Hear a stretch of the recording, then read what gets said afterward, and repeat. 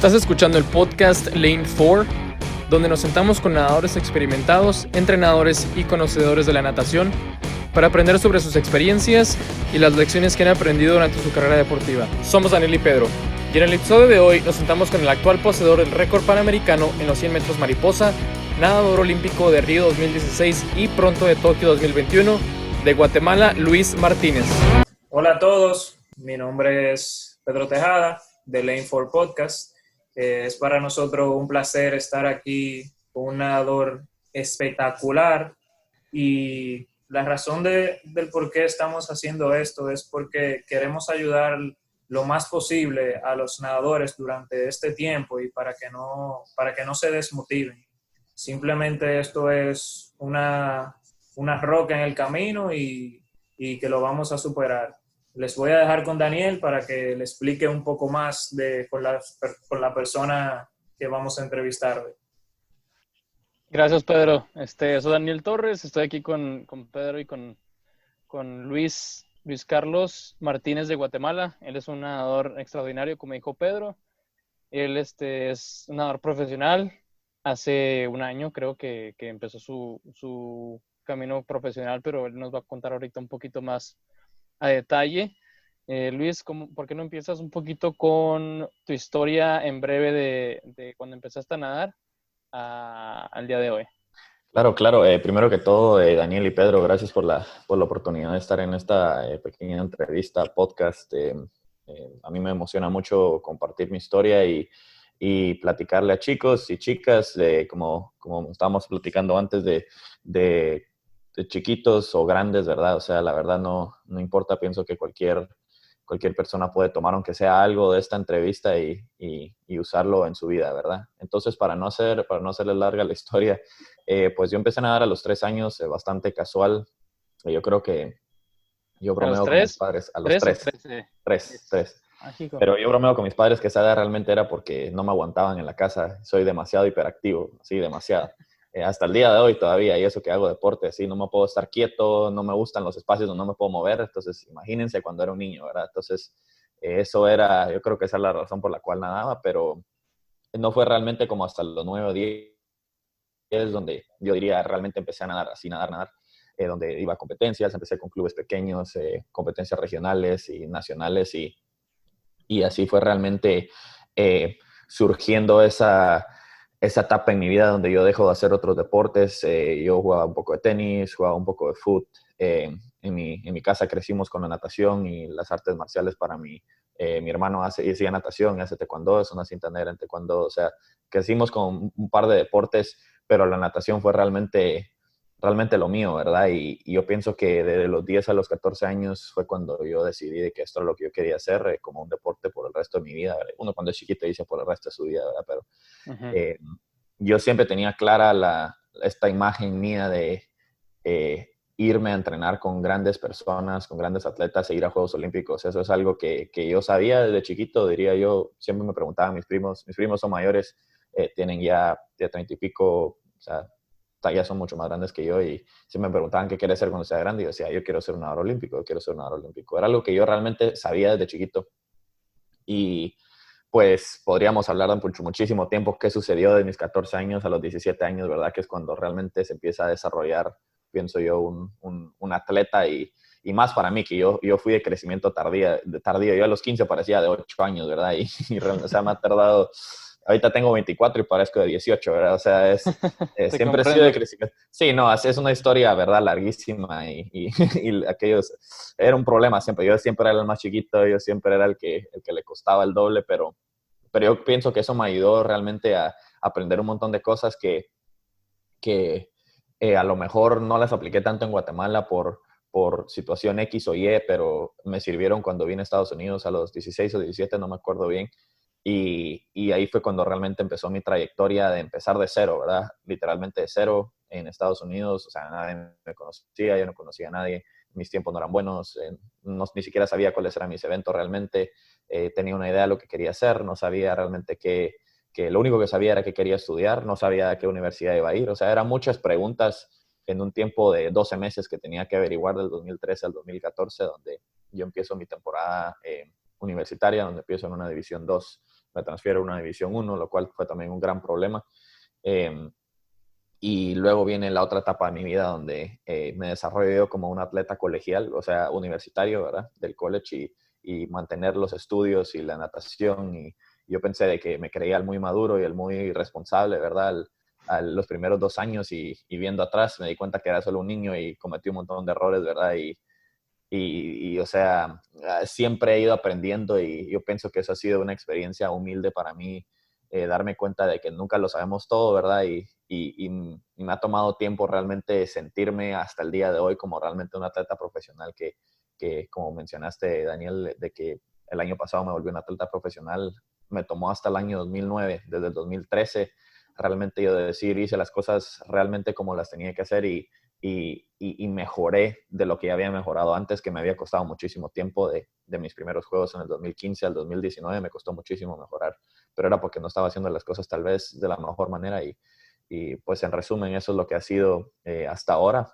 Ahorita estoy entrenando para, bueno, ahora Juegos Olímpicos del 2021, ¿verdad? Con un nuevo enfoque y todavía llevo viviendo ya aquí en esta pequeña ciudad de Auburn, en Alabama, por 5 años, que ya estoy hasta aquí, ¿verdad? Aburridísimo, pero esperemos de que a todos empiece a abrir poco a poco. No, súper bien, súper rápida la historia, pero cubriste mucha información. Algo en lo que quiero comentar es que no la mayoría, pero algunos de los nadadores de los que hemos platicado, incluyéndome a mí, cuando empezamos a nadar, no todos teníamos en la idea de que, quiero ser un nadador olímpico. O sea, yo por lo menos en mi caso, cuando tenía, y creo que esto fue uno de mis errores cuando estaba nadando, pero cuando tenía 13, 14 años no me interesaba tanto la natación. Me gustaba porque iba con mis amigos, pero en realidad, o sea, yo decía, prefiero estar haciendo otra cosa y quiero saber por qué.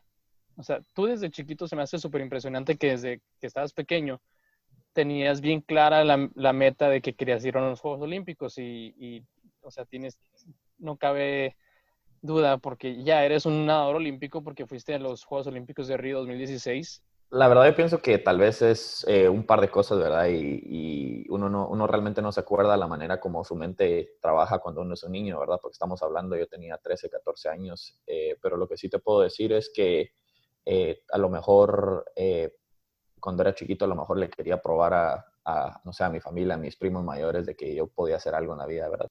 Y la otra parte también viene la parte del deporte. Yo pienso que yo realmente estaba adicto a bajar mis tiempos. O sea, yo no me acuerdo bien alguna otra razón en cuanto a lo del deporte. Yo me acuerdo que íbamos a competencias regionales o sea, yo cuando bajaba mi tiempo era una cosa, o sea, la comida sabía mejor, los días eran más bonitos, ¿verdad? O sea, dormía mejor, o sea, era una cosa que yo realmente me emocionaba muchísimo bajar mis tiempos y yo dije, bueno, pues si sigo bajando algún día tengo que ir a los juegos, eso tiene que ser mi meta, porque yo lo tenía claro desde chiquito, como te dije, realmente no lo sé, tal vez bajé mi tiempo la primera vez y fue una sensación muy buena y como que me quedó esa sensación de lo que quería sentir eso por el resto de mi vida, ¿verdad? Y todos hemos sentido eso de chiquitos cuando bajamos nuestros tiempos y estamos así súper emocionados, pero no sé, tal vez conmigo marcó un poquito bastante fuerte desde chiquito. Luis, y quizá muchas personas conocen el nadador olímpico, o sea, Luis Martínez y los tiempos que hace que realmente son espectaculares. Incluso Daniel y yo estábamos hablando y estábamos como que, oye, pero Luis hace 51.4, eso le da el sexto lugar en la Olimpiada del 2016. O sea, es un logro muy grande. Entonces, pero quizá mucha gente ve el nadador Luis y sus logros, pero no ve el sacrificio, porque realmente tú has pasado por muchas cosas para llegar donde estás. O sea, ¿cuál han sido esos sacrificios que tú has tenido que hacer y esas dificultades para llegar donde estás actualmente? La verdad es que no es por hacerme así la víctima, decir de que sí he pasado por mucho, pero la verdad es que sí, y no soy solo yo, ¿verdad? O sea, todos los atletas que hemos pasado por esto y pues yo creo que los sacrificios empezaron desde chiquito, o sea, sacrificas tiempo con tu familia, tiempo con tus amigos, para mí es muy importante mi relación con mis hermanos, ¿verdad? Y mis hermanos han sacrificado, hay que recordarse que ellos también han sacrificado parte de su tiempo, parte de ellos como hijos de mis padres, ¿verdad? Porque ellos sacrificaban tiempo para mí, ¿verdad? O sea, eso es algo que yo les agradeceré por mucho por el resto de mi vida y se los tendré que pagar de otra manera algún día, ¿verdad? Pero empieza con el sacrificio en la familia. Luego, obviamente, viene el sacrificio del tiempo, ¿verdad? En el colegio en Guatemala, lamentablemente, el colegio era terrible para apoyar a los atletas. Al menos a mí, personalmente, nunca se me apoyó hasta el último año del colegio, donde me logré adelantar y me gradué un poco antes, pero nunca se me perdonó una tarea, nunca se me perdonó un examen, nunca se me perdonó nada. Entonces, yo creo que eso me ayudó después en la carrera universitaria, pero yo pienso que los sacrificios realmente empezaron a pesar cuando yo me vine a Estados Unidos y yo me acuerdo, yo vine a Estados Unidos, me fui a Florida, obviamente solo realmente yo no tenía apoyo de nada en Guatemala. Yo decía, nosotros tenemos el chiste que yo iba becado a Estados Unidos con la Fundación Martínez, ¿verdad? Que era la de mis padres, ¿verdad? Becado por la Fundación Martínez, ¿verdad? Porque a mí no me pagaban nada, ¿verdad? Entonces yo vine a Estados Unidos, no tenía más que mi bicicleta que me robaron la primera semana que estaba en Estados Unidos. Y a mí nunca me habían robado nada en Guatemala y la primera semana en Estados Unidos me robaron la bicicleta de la puerta de mi casa. Hombre, no. Sí, no, sí, terrible. Después pasa la temporada Sura, ¿verdad? Que fue un año de bastante enseñanzas, mejoré muchísimo y después viene la etapa universitaria, ¿verdad? Que es donde yo pienso que realmente se empezó a poner difícil. Yo pasé 4 meses en una División 2 y tal vez no fue la mejor decisión, pero tenía la oportunidad de transferirme y obviamente fue un gran problema con el entrenador y se armó un gran problema con la dirección atlética donde estuvieron a punto de armarme un caso así de NCAA donde estaban diciendo que estaba haciendo cosas malas y cosas así, pero al final logramos pasar eso y llego yo a Auburn. En Auburn es cuando yo me doy cuenta de que obviamente hay un nivel más alto, ¿verdad? Perdón, es que Sí. ahí me relacioné contigo porque me pasó exactamente igual, me metí a una escuela donde no estaba muy feliz y exactamente 4 meses después empecé a buscar otras opciones y encontré a la escuela a la que me transferí, pero ¿cómo encontraste tú a la Universidad de Auburn? O sea, ¿ellos Gisela. te hablaron o cómo? Gisela es una nadadora guatemalteca que ella también estuvo en Auburn y entonces Auburn siempre estuvo en mi miras, ¿verdad? Auburn, yo había hablado con Auburn desde antes y ellos me habían dicho de que sí, claro, pero de que no me podían ofrecer nada y de que realmente no, como que todavía no estaba a ese nivel, pero yo mejoré tanto en ese año que estuve en la Florida que llegó un punto donde como que me hice notar, ¿verdad? Uh-huh. Entonces ahí cuando llego a Auburn y empieza el sacrificio de poder manejar la ingeniería con la natación, que fue lo que yo estudié. Uh-huh. Eso estamos hablando de los sacrificios en Estados Unidos, no estamos hablando, imagínate, los sacrificios que tenían que hacer mis padres, ¿verdad? Realmente, porque al principio no se me ayudaban absolutamente nada, Claro. muy, muy burocrático todo, ¿verdad? Es bastante problemático y como en mi segundo o tercer año de la universidad fue cuando realmente se empezó a poner muy difícil y yo empecé a tener problemas en mi salud por el estrés. Tenía una gastritis erosiva, o sea, estaba mal de la salud. Y inclusive iba bajando mis tiempos, hacía lo imposible por bajar mis tiempos, pero realmente me afectó mucho. Yo creo que llegó el máximo, llegó en el 2017, pero yo nunca se me olvida, yo siempre les cuento esta historia a todos, que fue el momento de más estrés de mi vida. Tenía una competencia en Nicaragua, que eran los Juegos Centroamericanos, que en verdad yo ya estaba a un nivel donde esos juegos no tenían que ser tan difíciles, ¿verdad? Pero era un año antes de Juegos Centroamericanos y el Caribe y yo era una semana antes de mis exámenes finales y llevaba 4 clases perdidas de 5 y yo iba a faltar la semana completa antes de exámenes finales y además de eso tenía gastritis, tenía una infección en la garganta y tenía influenza a la vez. Yo soy testigo. Espérate, oye, ya no tanto.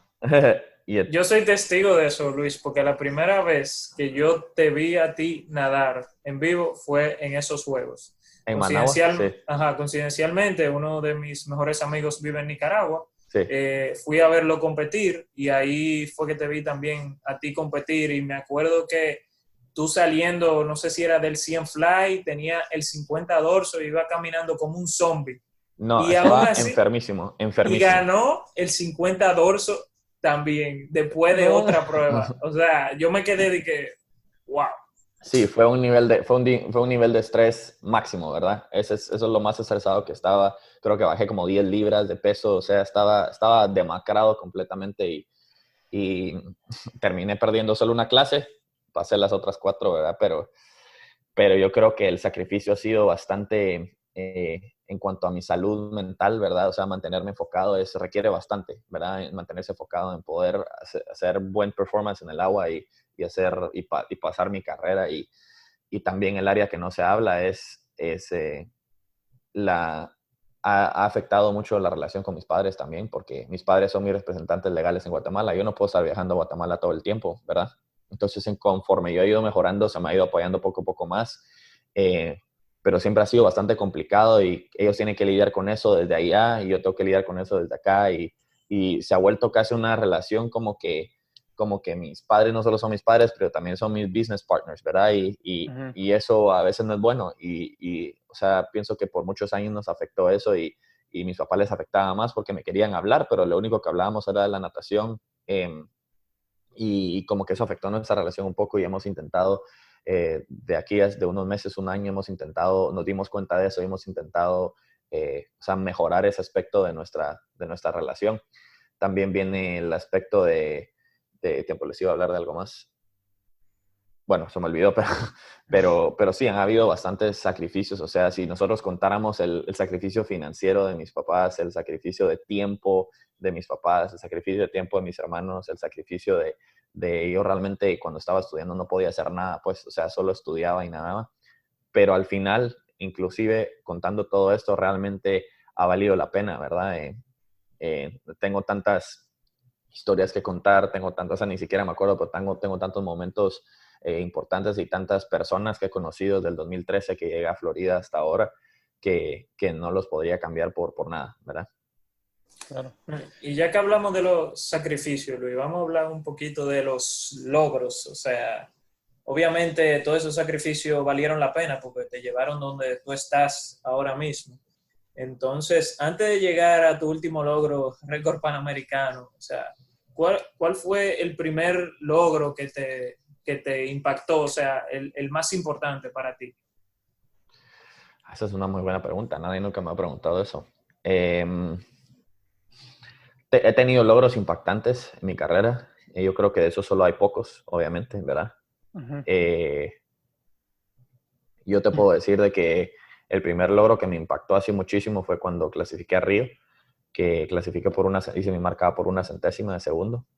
Eh, Híjole. entonces, ya te puedes imaginar, ¿verdad? Y estaba compitiendo a la par de Michael Phelps. Entonces, eso fue algo que, o Sí. sea, es un momento muy especial, un momento que nunca se me va a olvidar. Y yo me acuerdo que yo salí y las piernas me temblaban, pero no porque estaba cansado, sino porque yo no lo podía creer, ¿verdad? Eso fue, yo creo que probablemente ese ha sido el momento más bonito de mi carrera y también me impactó mucho cuando clasifiqué a Tokio el año pasado porque no lo teníamos planificado, era una competencia de paso y me acuerdo que tuvimos un entreno durísimo el día anterior pero sucedió o sea, yo dije, eso está mal, pues, o sea, la plancha, la plancha está mal porque eso no puede ser. Ese también fue un momento impactante, pero yo diría que el momento más especial tal vez, o sea, ya siendo mayor, fue el de Río, pero también he tenido momentos especiales como chiquito y nunca se me olvida esto. Estábamos nadando un 200 libre en mi primer nacional y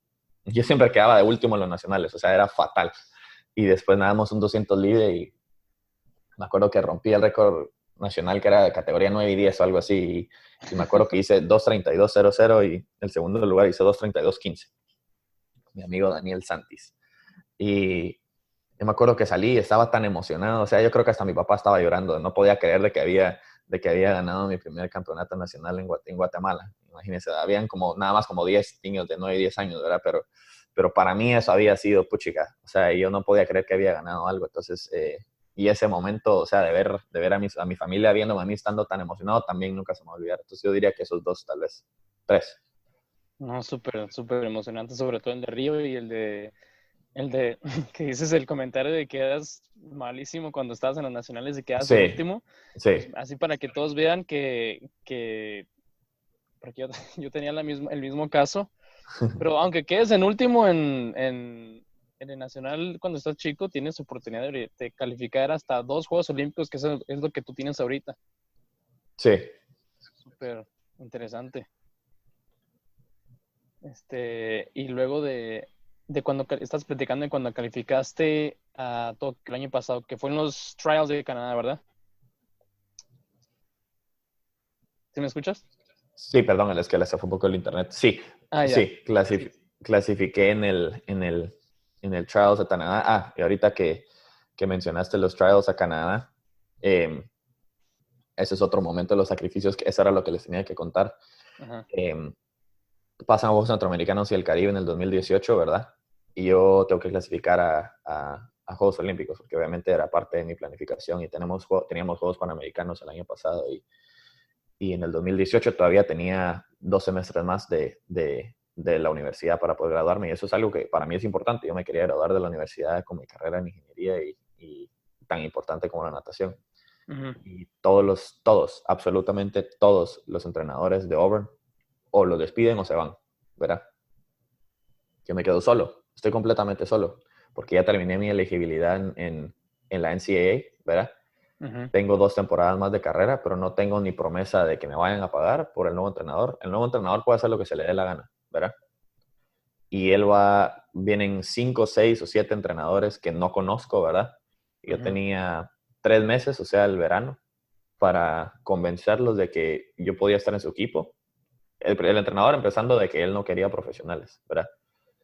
Y yo le iba a decir, mira, por favor, yo aquí tengo 2 caminos, ¿verdad? Uno es paro de estudiar y sigo a uno de mis entrenadores anteriores para poder cumplir mi sueño olímpico, ¿verdad? O decido quedarme estudiando y ver qué fregados hago, porque aquí hay gente que ni siquiera conozco, ¿verdad? Y tengo 12 meses para hacer lo mejor que pueda hacer en Juegos Panamericanos. Tenía 2 opciones y yo creo que eso es una de las enseñanzas más grandes que me ha pasado en la vida, es a veces así va a pasar, ¿verdad? Van a haber 2 caminos y yo tengo que escoger uno o el otro. Pero lo más importante es que yo tenga la convicción que el camino que yo escoja va a ser el correcto, ¿verdad? Sea o no lo sea, porque yo no tenía opción, ¿verdad? Pero dije, no, yo me voy a quedar estudiando y voy a sacarle provecho a estos entrenadores, aunque no los conozca. Yo no conocía a ninguno. Nunca los había visto en mi vida, ¿verdad? Entonces decidí y le hablé al entrenador y lo convencí de que yo estaba aquí por las razones correctas y de que yo iba a ser un atleta profesional y de que iba a ser una influencia positiva por el equipo y de que iba a trabajar todos los días lo más duro que pudiera y por un tiempo, y al principio tomó tiempo, ¿verdad? Los entrenadores no tenían ni una obligación conmigo y ellos fueron bastante obvios en dejarme saber eso, ¿verdad? Uh-huh. O sea, yo estaba ahí, punto. Ellos no me iban o sea, me iban a ayudar, pero no me iban a dar el tiempo del día para decirme nada, ¿verdad? Porque yo solo estaba entrenando con ellos, yo no era parte del equipo, ¿verdad?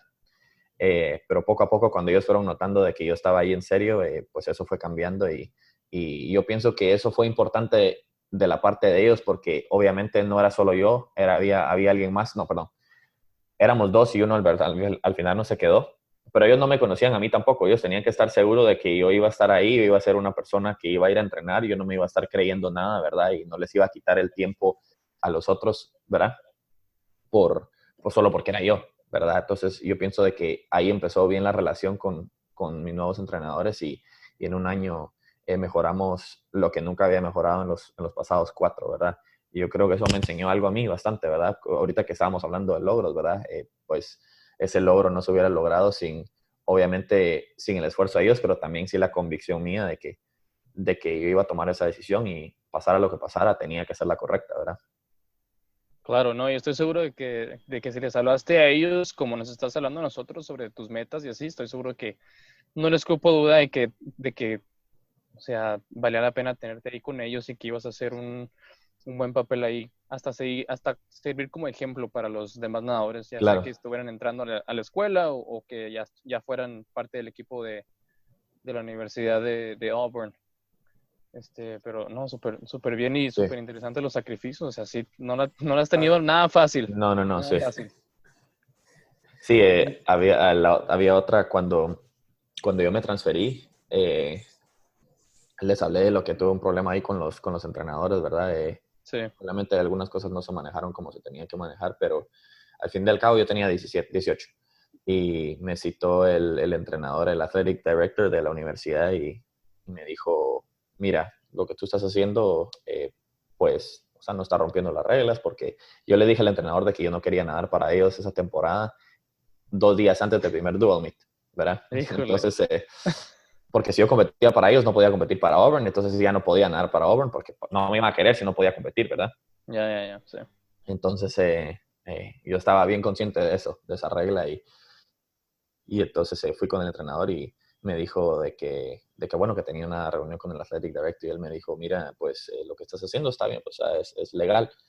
Ahora, y tenía un papel, tenía escrito, no sé, cuando un monto en dólares y me dijo, pues para que veas, esto es lo que hemos gastado en ti y, y ahorita tú lo estás desperdiciando porque tú te vas a ir y lo que estás haciendo no es éticamente correcto y lo que estás haciendo no se puede, ¿verdad? Y yo creo que fue una charla como 3 horas y media tal vez, donde estuvimos, donde yo le estaba intentando convencer a él de que si él estuviera en mi posición, de haber mejorado lo que yo mejoré en tan poco tiempo, él hubiera tomado esa decisión. No solo para él, si él tuviera un hijo, le dije yo, si usted tuviera un hijo, de que yo no sé si él entiende natación, le dije, porque hacía 57 en el 100 mariposa hace un año cuando firmó para su universidad, pero ahora hace 53 y tiene la opción. 4 segundos en un año, tú vas a 56, perdón, de 56 a 53 en un año.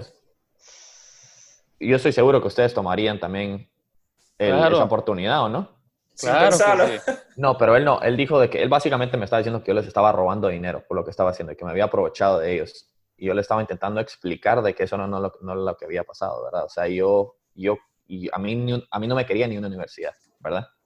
Entonces yo no me quedé yo no tenía otra opción, ¿verdad? Porque yo quería estar en el sistema universitario americano, yo no tenía otra opción. Obviamente, lastimosamente así es en la vida, pues, o sea, la gente a lo mejor no le va a dar atención a uno hasta que uno logra algo, ¿verdad? Y eso era algo que yo entendía y yo no le resiento nada a ninguna universidad por no haberme querido al principio, porque obviamente era muy lento para estar en su universidad en ese momento. Pero no, sí, han habido un montón de cosas que me ha tomado a mí crecer, ¿verdad? Y tener la madurez de confrontar a estos adultos, ¿verdad? Y decir no, ¿verdad? Esto es mi vida y yo la voy a vivir como yo quiera, ¿verdad? Claro. Antes de hablar también de Tokio, vamos a hablar un poco de Río, Luis. Sí. Nos dijiste hace un momento que tu sueño desde pequeño fue que tú tenías el mindset de que tú dijiste, yo voy a ser nadador olímpico. Sí. Lo lograste en el 2016, o sea, ¿cómo te sentiste al ir a esa primera olimpiada y cómo te ha motivado en los siguientes años? La verdad es que, bueno, pues Río fue una cosa obvia. La respuesta obvia, ¿verdad? Es una cosa muy especial. Aprendí muchísimo. Tenía solo 19 cuando yo clasifiqué y haber clasificado como clasifiqué, yo estaba muy motivado y yo pienso que mucha gente a lo mejor, yo quería pasar a la semifinal, ¿verdad? Y que ya está cerca. Sí, a 14 centésimas. Sí. Cerquísima. Pero hacía la natación, ¿verdad? Y eso me abrió los ojos y me dio cuenta de que a veces 14 centésimas no es suficiente, ¿verdad? Es que no es. Y yo me dije a mí mismo, pues en las siguientes Olimpiadas, no es que vayan a dar 14 centésimas más rápido y me haga la Olimpiada. Yo voy a pensar que voy a ganar una medalla, ¿verdad? Porque si yo no voy con esa mentalidad, o sea, si voy con la mentalidad que voy a quedar 12avo, a lo mejor quedo 16avo, ¿verdad? Y después ya no hago la final. Estaba lo más nervioso que estaba en mi vida, obviamente. Haber salido en el estadio y ver a todos y es un momento muy especial ir al banco de salida, arreglar la medida de 1 a 4 o 5 que ustedes tengan en los blocks de Omega. Y yo cuando lo estaba poniendo dije, bueno, llevo entrenando desde los 9 hasta los 20. Y este es el momento. He entrenado 11 años, ¿verdad? Y todo se resume ahorita, ¿verdad? Ahorita y punto. Así que yo me dije, pues en otras palabras, ¿verdad? Un poco más, pero para mantenerlo, porque hay niños, pues, no la vayas a arruinar, me dije a mí mismo, ¿verdad? Claro. Entonces, pero salté y todo sucede tan rápido. A mí me sucede que yo solo me acuerdo de los underwaters del segundo 50. Yo no me acuerdo de nada más. siempre me acuerdo, pero siempre me acuerdo de los subacuáticos. Ajá. Y me acuerdo de ese y bajé mi tiempo un poco, pero lo bajé pero obviamente no me alcanzó para la semifinal, pero aprendí muchísimo y me mantuve con ese tiempo como por 3 años, pero después lo bajé otra vez y sí, pero fue un momento muy especial para mí y para mi familia. Me imagino, o sea, qué orgullo y sobre todo que bajaste tu tiempo, porque muchas personas en las que están súper enfocados en Suben, calificar sí, a las Olimpiadas y llegas y no sé qué pasa, pero muchas veces pues a lo mejor es la presión o la emoción o no sé qué es, pero es muy difícil bajar tu tiempo una vez que llegas a las Olimpiadas y pues tú lo claro. hiciste. Claro, sí, es muy complicado y de hecho las estadísticas de eso son impresionantes, ¿verdad? Yo por eso también les digo a mis papás ahorita que ven los rankings mundiales, porque ahora ya ven los rankings mundiales y dice, bueno, si queremos ganar una medalla, pero ¿qué es el tiempo, el del fulanito y el menganito? Yo les digo, pero tranquilos, o sea, no todos van a ir a hacer esos tiempos Claro, a los Juegos Olímpicos, o sea, mi mentalidad es yo voy a hacer lo que pueda hacer para estar en una medalla y bajar mi tiempo, que es súper importante, porque si yo bajo mi tiempo me pongo en una posición para hacer una semifinal, y si bajo de ahí me pongo a mí mismo en una posición, o sea, simplemente estadísticamente para estar en una final, o sea, intento simplificarlo un poco, ¿verdad? uh-huh. Claro. Eso es muy importante para no cumplir cada cosa y no coger tanta presión. Sí, claro. Y hablando de presión un poco, ya en los Panamericanos, donde hiciste récord panamericano y tu mejor tiempo, entonces tú tenías presión en ese momento de parte de tu país, es decir, primer guatemalteco en ganar una medalla en uno panamericano, o sea, ¿cómo te sentías? ¿Sentías presión y cómo la manejaste? Claro, sí, definitivamente había presión. En natación solo había habido una medalla de bronce femenina de Gisela, hacía muchos años, y obviamente yo quería ser el primer guatemalteco hombre a ganar una medalla en natación, y obviamente yo quería ganar la de oro, ¿verdad? Uh-huh. Y yo sí sentí bastante la presión y yo conocía a los nadadores con los que iba a competir y había competido con ellos bastantes veces. Había competido con Santiago, que de hecho entrenamos juntos, había competido contra Tom Shields, de hecho competí contra él cuando hice mi marca para Río, había competido contra Lanza, había competido contra todos los que estaban ahí, Uh-huh. mexicano, todos. Y yo pienso que lo que me daba confianza es que yo apenas estaba mejorando y me estaba metiendo en el rango de los 51, ¿verdad? Ese año. Uh-huh. Entonces la gente realmente al menos los nadadores sí me conocían, pero la gente alrededor realmente no sabían quién era yo todavía. A lo mejor, ¿verdad? No se estaba hablando de mí en Swim Swam ni nada. O sea, no, en ese lado no había presión, ¿verdad? No había presión de que, a la madre, mira, todos esperan de que vos ganes. Ahora, en cuanto a mi país, definitivamente ellos esperaban de que yo ganara y toda esa base de resultados de eventos del ciclo olímpico, pues yo estaba clasificado a Tokio, pero también necesitaba demostrar de que podía ganar una medalla o sea, si usted quiere que lo apoyen, obviamente tiene que ganar, ¿verdad? Y nosotros no tenemos relevos, entonces todas las medallas que se ganan en Guatemala para natación tienen que ser sí o sí individuales, ¿verdad? Uh-huh. Entonces eso lo hacía más difícil todavía, pero yo pienso que aprendí realmente a manejar esa presión con todos los eventos que he tenido presión, como les mencioné en Managua, manejar la presión de los estudios y la natación, ¿verdad? Para mí era ahora fácil solo estar presionado con la natación, ¿verdad? Tal vez no fácil, pero un poco más sencillo, un poco más nosotros nos decían aquí en la universidad de que en los eventos grandes el problema es de que uno llega y uno está a 10 de emoción todo el tiempo y eso poco a poco va disminuyendo de 1 a 10, uno tiene que estar como de 6 a 7, o sea, previo a la competencia para poder estar un 10 el día de la competencia, porque si yo me mantengo a este nivel de energía todo el tiempo cuando yo compita, es cansado, es cansado esa emoción, es cansado el viaje, el transporte fue absolutamente terrible en Lima, terrible, el peor en el que yo he estado en mi vida. O sea, los buses 1 hora de espera, 45 minutos a la vía de regreso 2 veces al día. No, Eh, hombre. no, una cosa horrible. Y también tenía un concierto en la vía, o sea, literalmente tenía un concierto. Nosotros tenemos el edificio de enfrente y tenía un concierto con tambores durante la hora de siesta. O sea, Uy, no. hay bastantes cosas que le agregaban presión a la competencia, pero yo solo podía enfocarme en 2 cosas y eso era en mi actitud, ¿verdad? Y en creer en mi entreno. Uh-huh.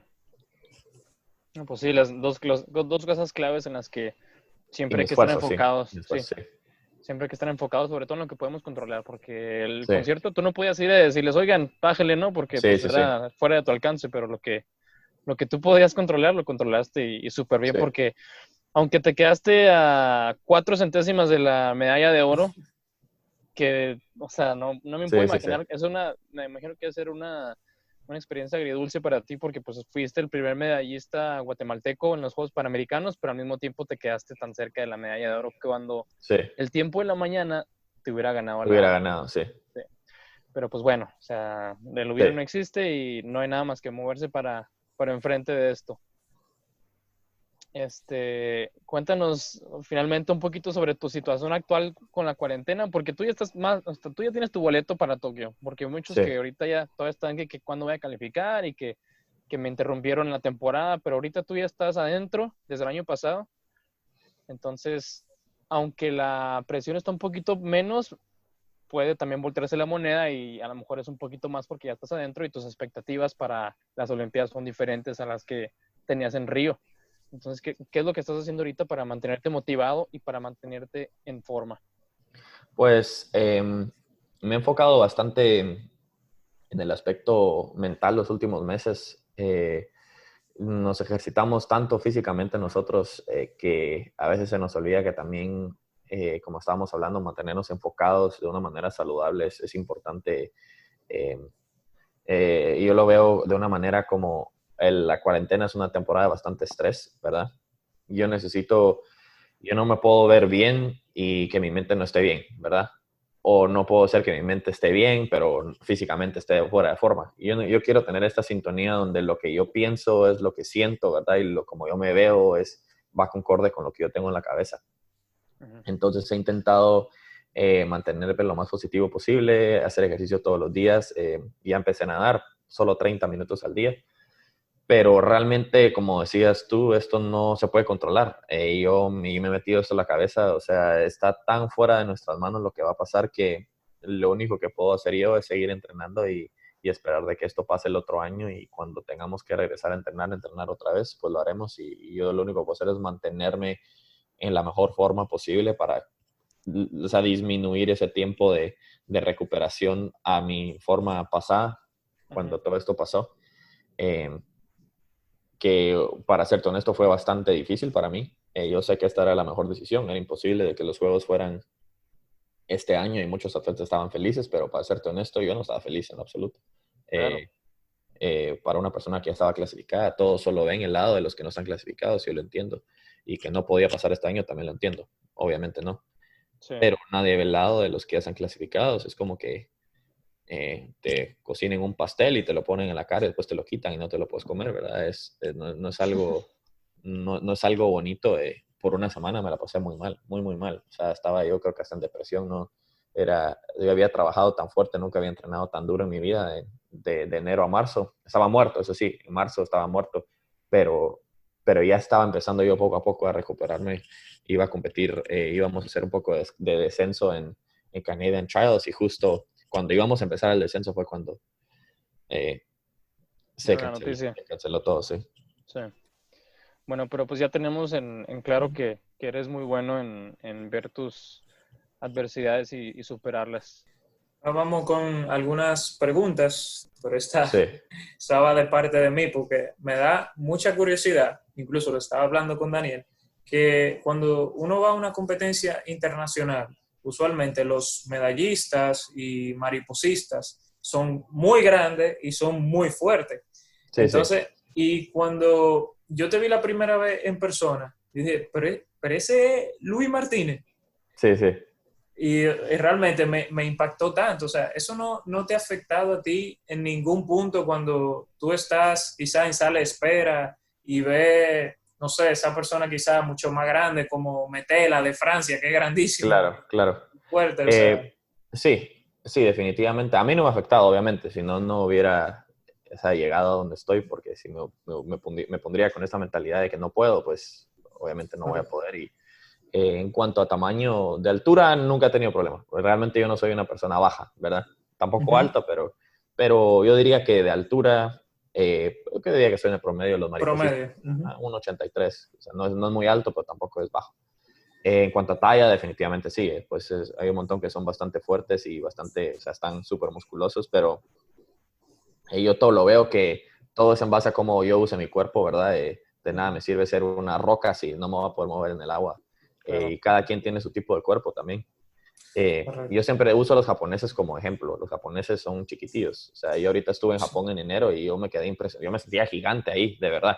O sea, yo me sentía, veía a todos y súper chaparritos. O sea, sí están fuertes, pero o sea, están nadando libre, 200 libre contra los americanos que miden unos 90 y pico, 2 metros, ¿verdad? Ellos nunca han escuchado, ellos nunca han usado eso de una excusa. Hasta donde yo sé, eso no es una excusa para ellos, porque, ¿verdad? Entonces, eso podría ser una suposición, que la gente dice que quizá para ganar medalla tú tienes que ser grande y tienes que ser fuerte. Y, exacto. por ejemplo, fuerte, mírate sí, a ti, o sea, mira a los japoneses. ¿perdón? No, digo de masa muscular, sí, musculoso, sí. Pues si usted usa sus músculos bien, definitivamente, pues Claro. si a usted le conviene ser musculoso, pues está bien, pero yo estoy en un programa de pesas donde hago más que los demás por mi cuerpo, por mi tipo de cuerpo, ¿verdad? Porque yo soy bastante delgadito y como más y mi nutrición es más y mis suplementos son más, pero yo no subo, o sea, yo no gano masa muscular así, ¿verdad? Pero no es genética, tu genética. Exactamente, pero no es que yo no entrene para eso, ¿verdad? O sea, claro. hemos trabajado tanto en mi peso versus fuerza, ¿verdad? Y eso ha sido lo que me ha hecho mejorar bastante. Excelente. Súper bien. Bueno, pues para agregar a eso, es que también estaba platicando a Pedro que cuando yo estaba nadando todavía, que me retiré hace menos de 2 años, yo te veía a ti, Luis, porque nos tocó competir en Toronto, en el 2015, sí, del 100 dorso. Y yo me acuerdo que te veía desde entonces, y ahí fue cuando empezaste a despegar y a bajar tus tiempos en mariposa. Y yo quería nadar mariposa también porque me encanta nadar mariposa, pero yo te veía y decía, ¿y por qué este guatemalteco, que está delgadito, puede nadar tan rápido? ¿Por qué yo no puedo? O sea, entonces tú serviste de mucha inspiración cuando yo estaba nadando, y aunque eres más joven que yo tengo ahorita 28, casi 29 años y tienes 24, creo. Sí. Y, o sea, nomás te quería decir que serviste de mucha inspiración cuando yo estaba nadando. Qué bueno, qué bueno. Sí, porque decía yo, sí, él puede, porque yo no puedo. Sí. Entonces, y así me han dicho un montón de nadadores mexicanos, siempre me dicen si tú puedes, ¿por qué no puedo yo? Pero también te voy a decir algo. También creo que es parte de nuestra cultura como latinoamericanos sentirnos a lo mejor que somos menos porque somos más chiquitos, ¿verdad? Y entonces vemos a alguien que es más chiquito a nosotros y decimos, bueno, pero si él puede, yo puedo también. Pero yo creo que eso es algo que se nos ha puesto en la cabeza porque estamos tan acostumbrados a ver a los americanos siendo mucho más grandes, ¿verdad? Y los europeos que decimos, bueno, definitivamente porque son tan grandes es la razón por la cual nos ganan, ¿verdad? Cuando en realidad ellos también tendrán sus problemas, ¿verdad? También tendrán sus, a lo mejor hay unos son muy grandes, ¿verdad? Ellos simple y sencillamente han logrado sacar provecho de lo que son, ¿verdad? Claro. Bueno, Luis, muchísimas gracias por tu tiempo. Gracias a ustedes. Te lo agradecemos mucho. Nos compartes yo creo que el Instagram, ¿no? Es ahorita lo más común, tu Instagram, para que la gente te pueda seguir en tu carrera. De hecho, lo voy a ver ahorita porque siempre se me olvida exactamente qué es. Pero yo creo que es Luis-Martínez-95, pero no estoy seguro. ¿Cómo se ve? Sí, Luis-Martínez-95. Bueno, Luis-Martínez-95 para que sigan su carrera. Gracias, Owen. Luis, muchas gracias. Ahí te veremos en la final de Tokio. Esperemos, sí. Claro que sí. Muchas gracias y nos vemos más adelante. Nos vemos. Suerte, Luis. Muchas gracias por escuchar. Si te gustó este episodio, síguenos en Spotify o suscríbete en Apple Podcast para seguir escuchando contenido como el de hoy. Somos Daniel y Pedro. Hasta la próxima.